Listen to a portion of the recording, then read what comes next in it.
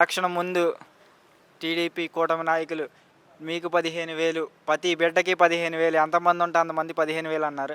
మళ్ళా తిరిగి చంద్రబాబు నాయుడు గారు అధికారం చేపట్టాక 3 విడతల్లో ఇస్తా, 2 విడతల్లో ఇస్తా అన్నారు. ఏంటిది దీని గురించి మీ స్పందన ఏంటి? 5 విడతలు పడ్డాయి. ఒక్క విడత కానీ కాదు. నీకు 15,000, నీకు 15,000, నీకు 18,000, నీకు 18,000, నాకు చుంచునాడ పూతరేకులు కావాలి, నీకు 10,000 ఇస్తామని చెప్పిండు ఆ మనిషి నిమ్మల రామనాయుడు. అసలుకి ఆయన ఒక మంత్రి స్థానంలో ఉండి కనీసం ఈరోజు దాని గురించి మాట్లాడేది కానీ లేదు. అసలుకి వాలంటీర్లకైతే నీకు 10,000 ఇస్తాము, నీకు 10,000, నీకు 10,000, నాకు చుంచునాడ పూతరేకులు కావాలన్నాడు.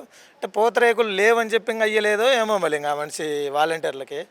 జగనన్న 5,000 ఇచ్చే టైంలోనేమో మీకు దేనికి సరిపోవు అది ఇది అని చెప్పన్నారు. ఈరోజేమో పుట్టన బిడ్డకే పేరు ఎట్లా పెడతామని చెప్పి మాట్లాడుతున్నారు మంత్రులు కానీ పెద్ద పెద్ద వాళ్ళంతా.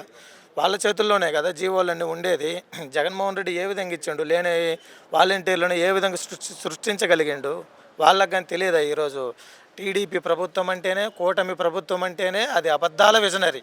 చేసే పనికి వచ్చే పనులు చేసే విజనరీ కాదు అది. అబద్ధాలు చెప్పడంలో వాళ్ళు విజనరీ ఉంది వాళ్ళకి. జగనన్నకేమో అబద్ధాలు చెప్పడం తెలియదు, చెప్పిన మాట చేసేదే మాత్రమే తెలుసు. కానీ అన్న ఏంటి ఇప్పుడు ఆ పరిశ్రమలు అమరావతిలో భారీ ఎత్తు పెట్టుబడులు పెడుతున్నారంట. జగన్మోహన్ రెడ్డి ఒక పరిశ్రమ తీసుకురాలేదని 99 పైసలు లీజుకు తీసుకున్న ఉస్రా కంపెనీ ఎప్పుడు పుట్టిందో ఒకసారి రికార్డు తీస్తే అర్థమవుతుంది. 99 పైసలకి ఇచ్చిన ఉర్సా కంపెనీకి. అది హైదరాబాదులో ఒక చిన్న ప్లాట్లో ఒక సామాన్యుడు కట్టగలిగే కరెంటు బిల్లు మాత్రమే వాళ్ళు కడుతుంది. దానికే 99 పైసలకి ఇచ్చిందంటే ఇంక ఇట్లాంటి ఉత్త కంపెనీలు, పచ్చి కంపెనీలే వచ్చి ఆడ నానాకంగా సృష్టిస్తాయి.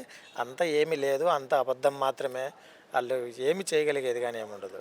కానీ నారా లోకేష్ గారు విద్యా వ్యవస్థలో చాలా మార్పులు తీసుకొచ్చారు. నాణ్యమైన బ్యాగు, నాణ్యమైన పుస్తకం అంటున్నారు. ఏంది నారా లోకేష్ ఆయనకి ఏం మాట్లాడతాడో ఆ మనిషికే తెలియదు. ఒక్కొక్కసారి ఏదో మాట్లాడతాడు. అది ఈరోజు గవర్నమెంట్ అధికారంలో ఉంది కాబట్టి అందరూ వాళ్ళ పార్టీ తరపున ఉన్న వాళ్ళందరూ సంఘాలు ఎగరేసుకోవడం మాత్రమే కానీ ఆ మనిషికి కానీ ఏమి తెలియదు. అంతే చెప్తుంటాడు. వాళ్ళ పార్టీ అంటేనే అబద్ధాలు, ఏమి తెలియకపోయినా కానీ నెట్టుకుపోయే పార్టీనే తెలుగుదేశం పార్టీ.